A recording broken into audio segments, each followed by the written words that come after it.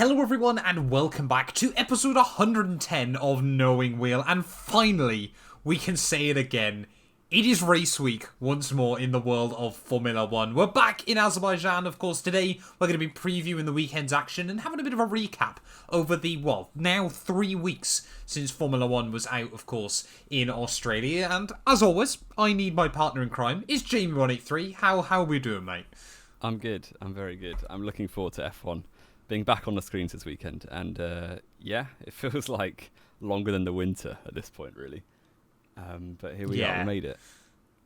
It's not been a fun few weeks, has it? I think we've all decided a spring break is not what Formula 1 needs. And I am genuinely quite interested over the rest of this year to sort of see how Formula 1 gets on now. Because, with the way Red Bull have dominated those first 3 races and the way that, the 4-week gap as well, Could there be quite a dip in interest in real-life Formula 1 this year? We'll wait and see. But we have got plenty to go through today. As always, there'll be timestamps linked down in the description below if you're watching this here on YouTube. Of course, Spotify, Apple Podcasts, and all our other social media bits and pieces will be linked down below. But let's start it then, Jamie, with some big Mercedes news. James Allison is back as technical director. Yeah, and this is a guy who obviously was technical director, like that same role for all of Mercedes' success really in Formula 1, and suddenly left. I don't think he chose to leave. I think he was put on gardening leave and then not renewed or something like that, but he's back, so maybe they've realised the error of their ways, and one of the key players really in their run of dominance is back in the fold. So I mean, hopefully for Mercedes fans' sake and Mercedes team, the drivers certainly would be hoping this, but you hope it's a step in the right direction, because of course they've not had the last 18 months they would have wanted. The last 3 years really, is it? But they better hope that this could be the start of something new, to quote High School Musical a minute into this podcast. I think that the start of something new, I don't think you're even right. I think it's the going back to the old is what they're really after. Yeah. But of course, stepped down from that role about 20 months ago now, of course, replaced by Mike Elliott, who has now been shifted over as the Chief Technical Officer. It did kind of feel, didn't it? Especially as we've kind of come into 2023 with the new porpoising regulations and things like that. Because the whole big talk last year, wasn't it, of course, was if they try to eliminate porpoising, Mercedes have got a fast race car. Porpoising has been eliminated. Mercedes are still not back to winning. So more and more fingers have been pointed at Mike Elliott. Don't get me wrong. I'm sure he's a great guy and still very, very good at his job. But he's not quite James Allison, is he? Of course, James is, he used to work with Ferrari. He didn't ever race for them, at least to my knowledge. Of course, like we said, has absolutely been there throughout most of the Mercedes dominant run as well. We'll wait and see before we say that Mercedes is going to be right back at the front. But, I feel like this is likely to try and bring them a step forward, isn't it? But will it be now, or are we going to be looking at 2024? Well, like that kind of head of a whole department kind of appointment generally doesn't influence the actual day-to-day running of a team or a department straight away. So it could give them a boost, but the actual people doing the work, doing the CAD drawings, the actual engineering parts of the car are going to be the same people. And actually his leadership will galvanize them, and it will make them whenever a new boss comes into a workplace, everyone works a little bit harder to make a good first impression or a good second impression if they were there when he was there before. But it won't, this car is already formed. They're not going to be revolutionizing it massively over the course of the rest of the year. But for next year, certainly, or for maybe the B-Spec car that they're talking about, there's whispers about as well, then it could make a big difference there. But we'll have to wait and see. Yeah, and of course, people like to give me stick on this show for being a bit of a Mercedes hype man. I tell you what, I do not hype up Mercedes in the way George Russell does. He reckons Mercedes have already made more progress in the 3 weeks we've been off Formula 1 than they did throughout the entirety of the winter. Are we going to be seeing Mercedes 1-2 in Baku, Jamie? No, we're not. It's just not going to happen, is it? Yeah, it's weird though, because Mercedes in the past, even when they were getting 1-2s every week, they would still go into race weekend saying, "Oh, we're not the fastest this weekend." Even in 2020, which was like on paper one of the fastest cars ever. But it was the fastest car ever on paper. Yeah. And they were still going into race weekend saying, "Oh, we've got to look at Red Bull this week. They're going to be dangerous." And now that they're probably third fastest, maybe even fourth in race pace, then their driver, well, George Russell certainly is saying, "Nah, we're going to smash it. We're so confident." And it's weird. It's like he's not read the rule book of being a Mercedes driver, because Hamilton was such like he was a broken record for saying that. Oh, we need to watch our backs this race. We have to remember these days kind of vibes from Sebastian Vettel. Yeah, exactly. It's a bit weird. Of course, George Russell. It's a bit like Lewis Hamilton is. He's a wily old fox, of course. Quick shout out as well, Jim. I don't know if you've seen this, but he was at the British Touring Cars this weekend at Donington. Have you seen anything about this? No, I haven't. So he was at Donington this weekend, but he was incognito. So he stood out in the rain for 9 hours, like wearing a coat and a face. I think he was wearing like a face mask or something on, so no one could tell it was him. It was absolutely incredible just to watch his brother Nick racing. But anyway, back to what we were. That was fantastic, yeah. But back to obviously what we were mentioning. George Russell, he reckons Mercedes are going to be right back at the front. It could, and I do see a scenario where we've kind of got Mercedes as the locked-in number 2 team. And, maybe they could be, as you mentioned, obviously, like 2020 Red Bull. Maybe they could be like the 2020 Red Bull that sort of keep them on their toes, maybe can snooker away a couple of victories here or there away from them. But I don't think either of... I mean, we've just kind of decided, haven't we, this year? It's Red Bull's season again. Yeah. And I don't think they'll whitewash it. I think we'll definitely see wins for certainly Mercedes. Probably Leclerc grabs a few. And a few? Dare I say Alonso he grabbed a couple well. last year. Oh, go on, say it, Jamie. Get that for the clips. Alonso is going to win a race this year as well. So Red Bull will not go unbeaten. Oh, no, they won't go unbeaten. No Formula 1 team's ever done that. Yeah, we're getting that. Well, that one will be clipped. That'll be on the TikToks and the Instagrams and all that good stuff. Continuing, though, about Charles Leclerc and Mercedes, Jamie.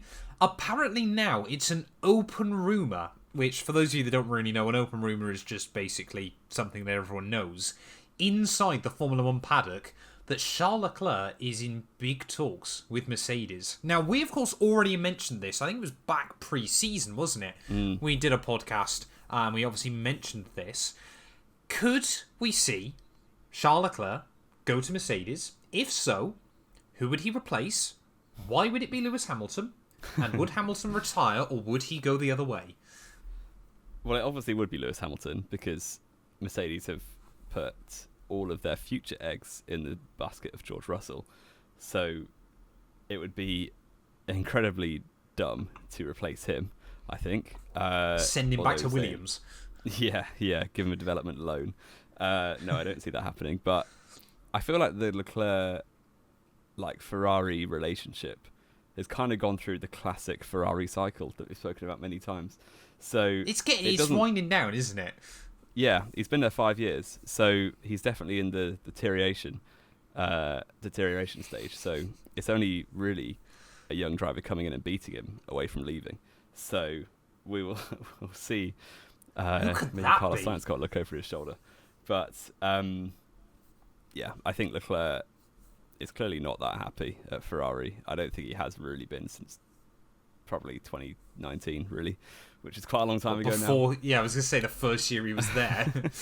Yeah, so he could leave, and Mercedes would be a good home for him. I think him and George Russell would make one of the best driver partnerships we've ever seen, really. It's right up there with the Senna, Prost, and Hamilton, Rosberg, probably a bit below those.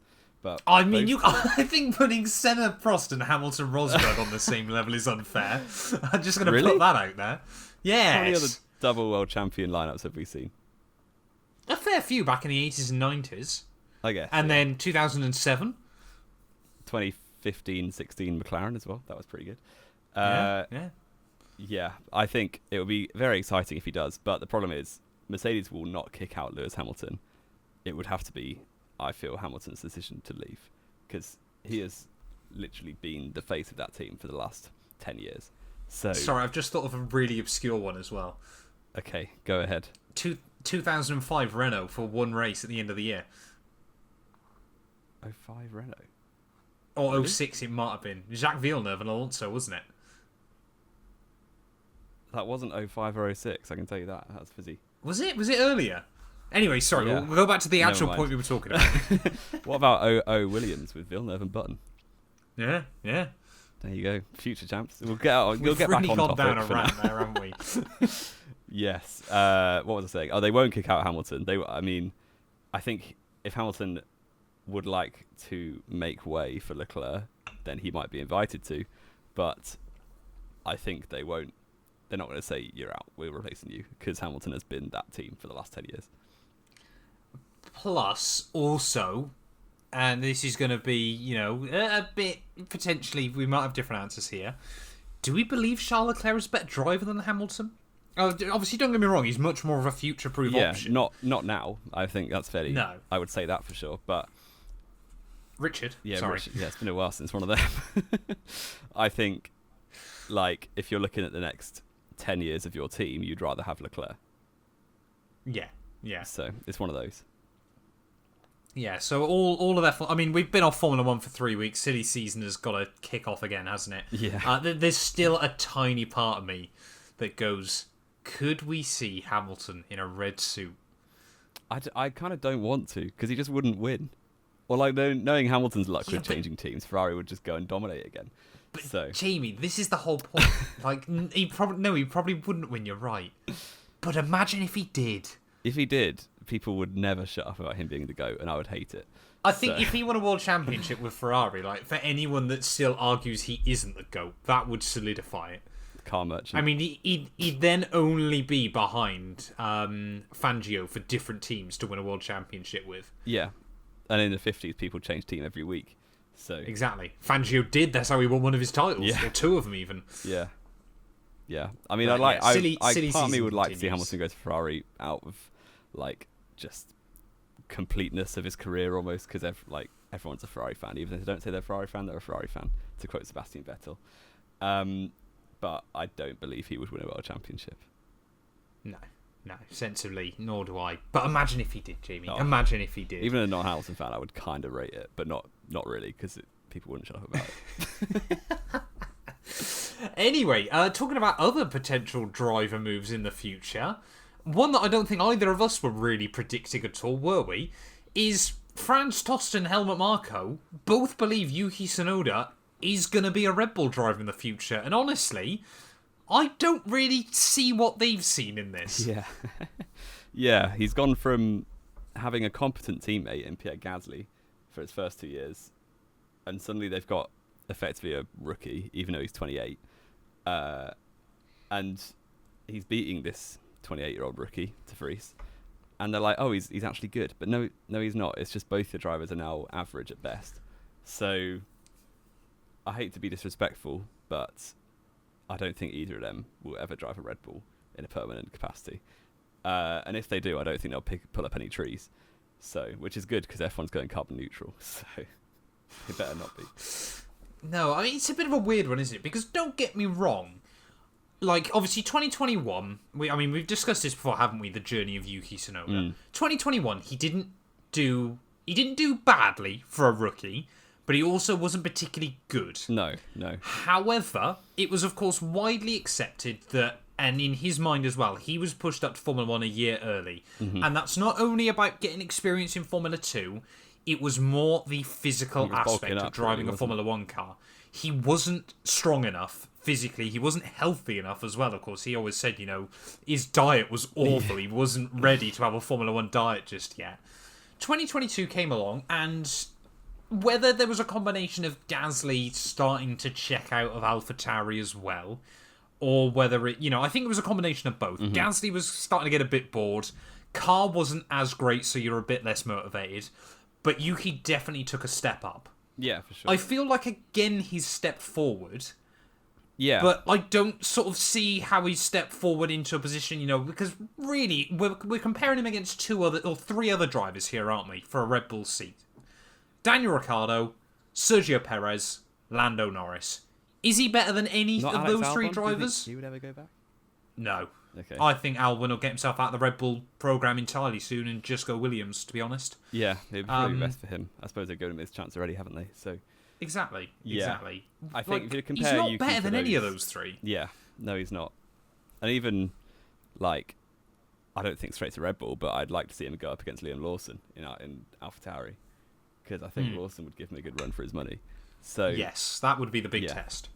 When you've got the likes of like Hadjar, I forget the rest of the Red Bull drivers in Dennis Hauger.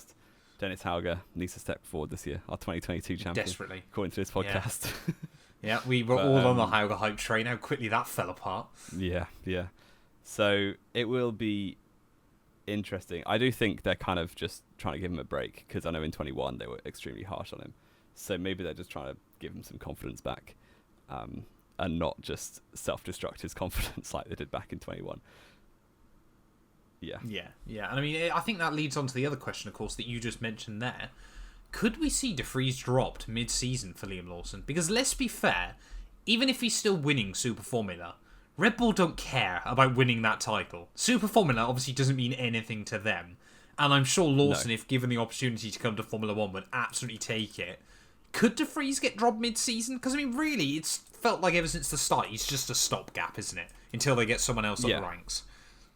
Yeah, and I'm upset still a little that they didn't give Lawson a chance to finish his F2 season, because he did finish 4th in the end. He definitely got enough super license points to be in F1, which is what they doubted mid-season. So, and had they known that, I do think they'd have put him in for this year. But unfortunately, they went a bit early. No, he finished 3rd in F2 last year, Lawson. So he definitely got the just super license points. Yeah, so yeah, he obviously won that first race in Super Formula a couple of weeks ago, and I mean, Gasly did this in 2017. No, he didn't. So he didn't win his debut race.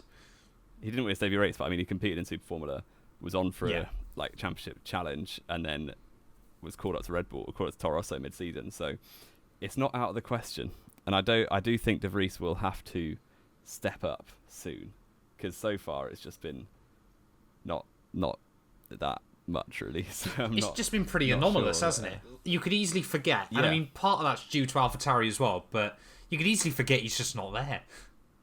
Yeah, like I get him and Sargent confused last week on the pod, because I was like, "You did? Who are these two? They're just here." That was quite funny as well, wasn't it? Of course, you know, we're segueing beautifully as well today, Jamie. Of, you know, talking about Red Bull drivers, Daniel Ricciardo is still adamant on a Formula 1 return next year, except for the fact that he's not fazed by how few seats there are available and only wants to join a top team. Now, this again, I mean, we're just going through F1 silly season, aren't we, currently?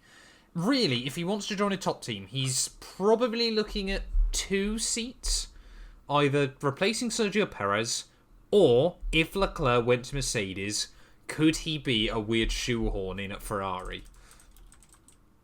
Yeah, that's what I was wondering. Ferrari are both up in the air, are they not? Because I think Sainz hasn't got a contract They wouldn't yet. get rid of both drivers in one go. I don't think Ferrari have ever done that.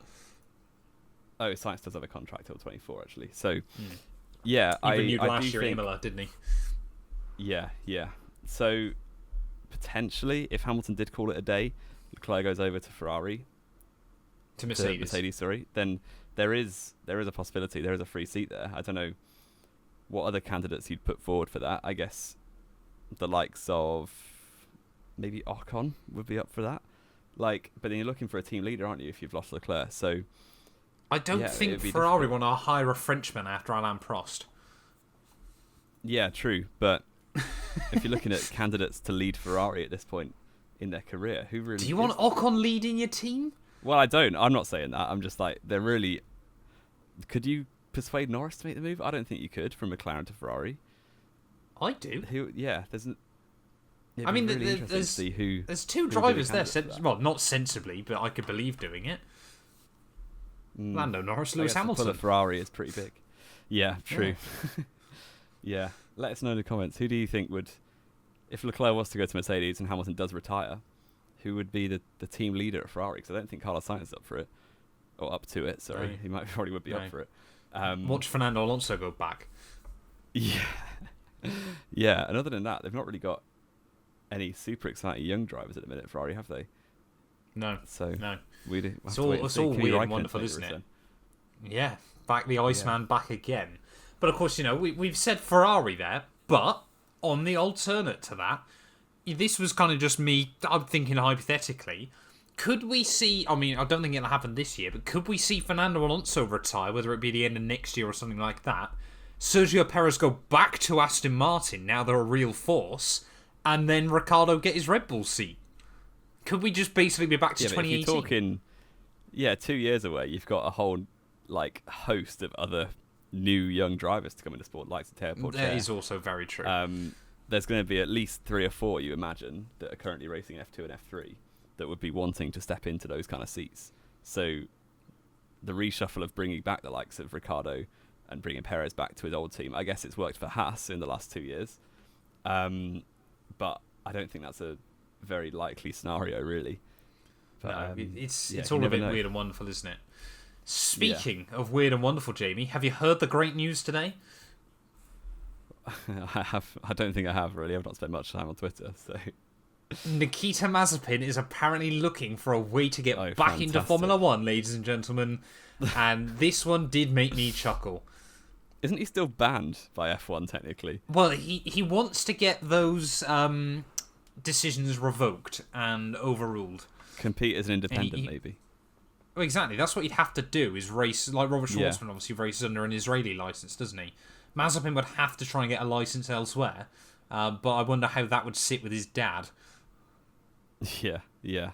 Who's an oligarch for Putin himself. So I'm not sure that would go down very well. I also do not know anyone who would employ him. Why would you? Mick Schumacher was deemed too slow for Formula 1 now, and Mazepin was a second a lap slower than him.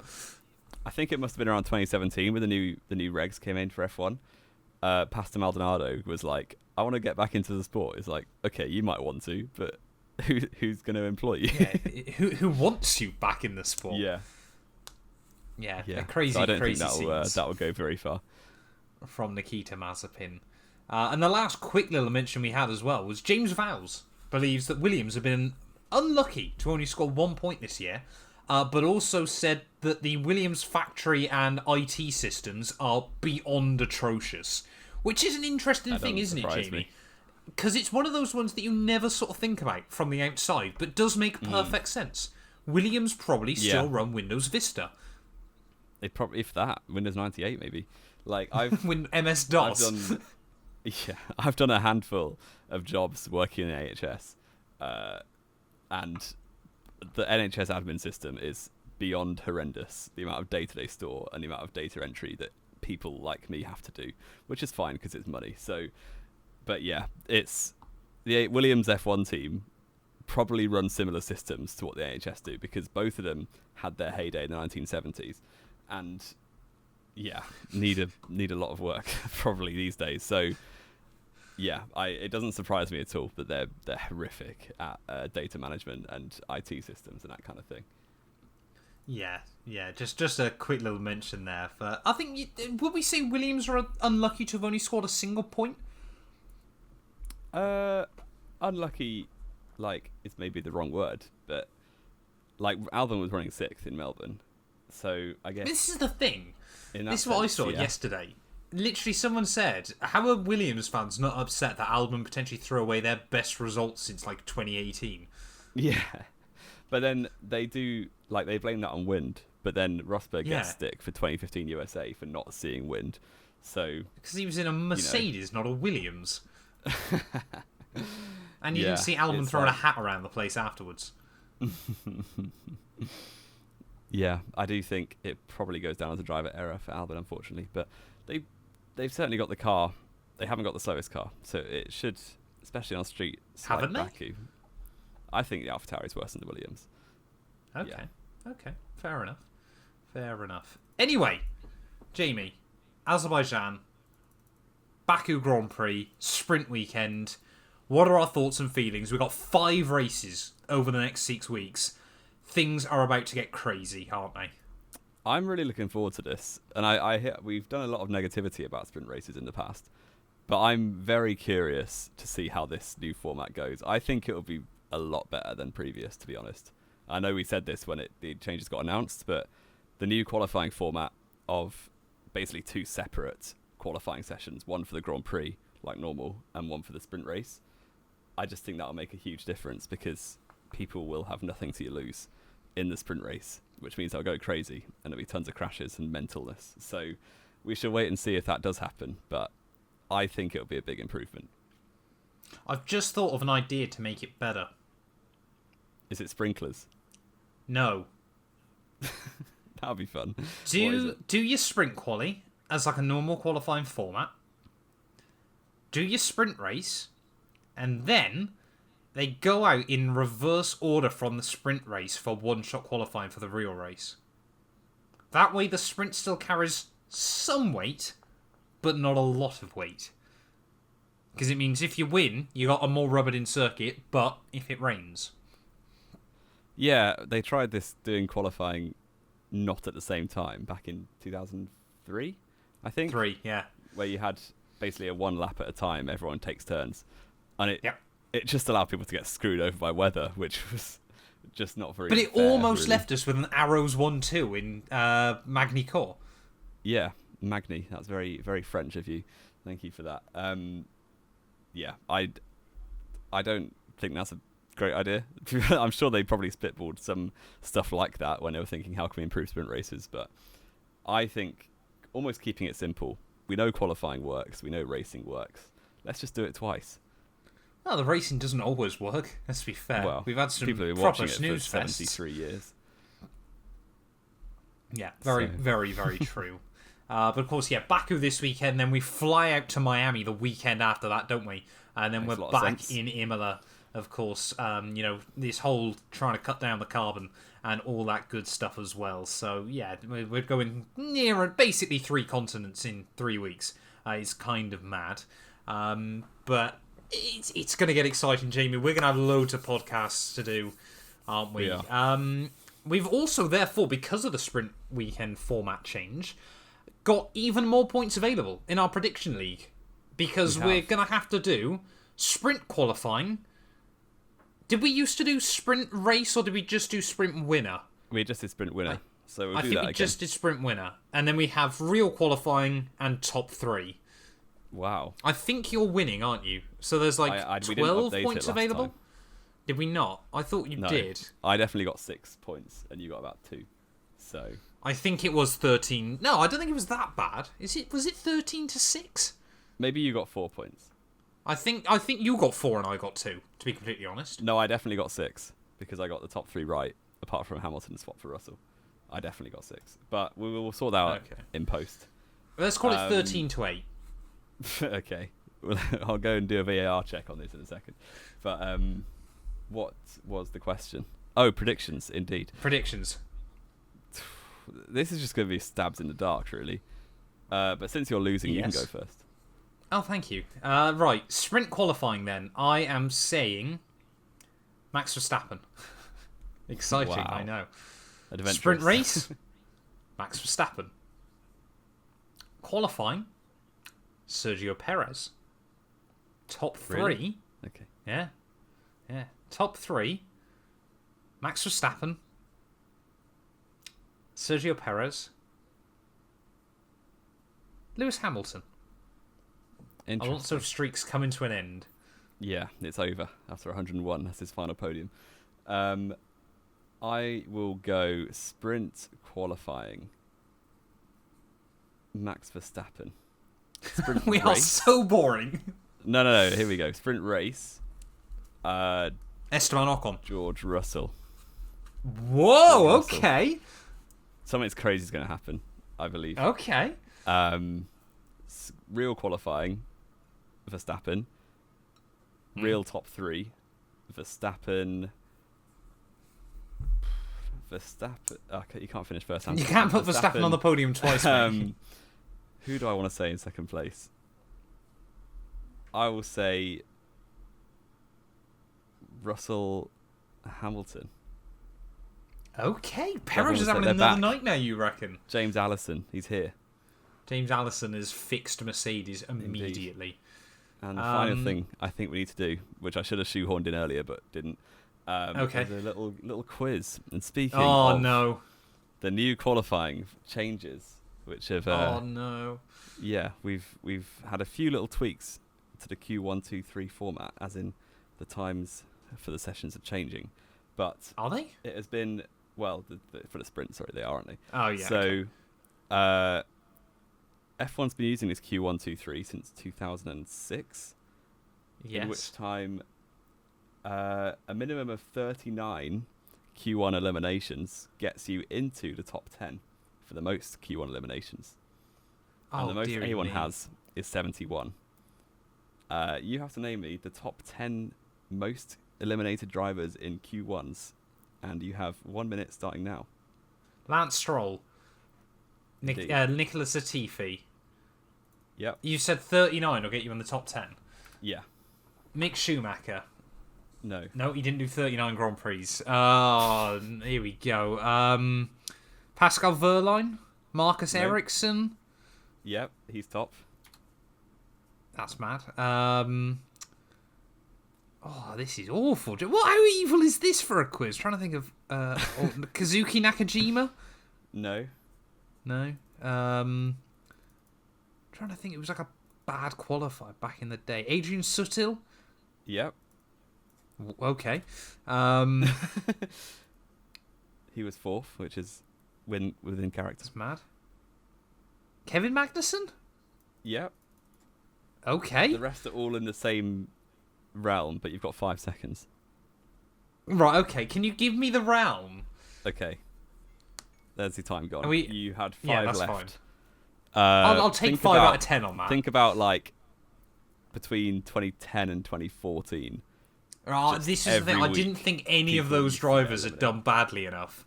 So you've got Timo Glock, Heikki Kovalainen. Yep. Narain Kartikeyan. Yep. I'm trying to think. Pedro De La Rosa, did he do enough races? Yep, he did. And then... Who was eliminated every time he entered a race. Karun Chandok? No. 39 times. Do you want to know? I want to try and get it, but I don't think I will. He did 2 seasons in these bad teams, but not for the same team. Oh, see, I can never remember who was where back then. I said Jarno, I said Heikki, didn't I? It wasn't Trilly. Timo Glock? No, you said him already. Oh, was it Jarno? No, it wasn't Trilly. Who was it? It was Charles. Oh, Charles Peak! Of course it was, yeah. I did say that before you said it, to be fair. So I'm taking that. Just about.